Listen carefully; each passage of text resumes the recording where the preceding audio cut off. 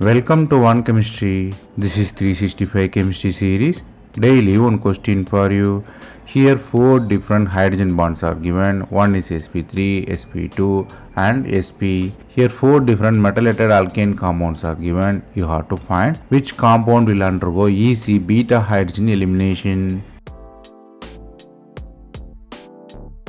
Here the answer lies in the electronegativity.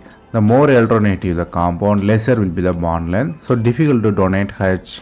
Here let us analyze the situation. Double bond, triple bond and single bond. Here single bond is sp, double bond is sp2, triple bond is sp3. Here triple bond is more electronegative because of more s character. It's near the nucleus. It will attract more. So the bond strength will be sp, sp2, sp3. The electronegativity pull the hydrogen. So the bond energy increases. So metal cannot break away the hydrogens in there.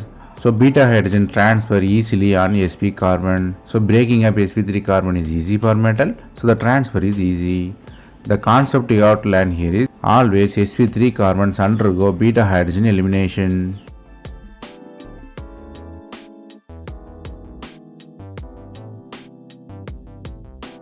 That's all from this video. Thanks for watching.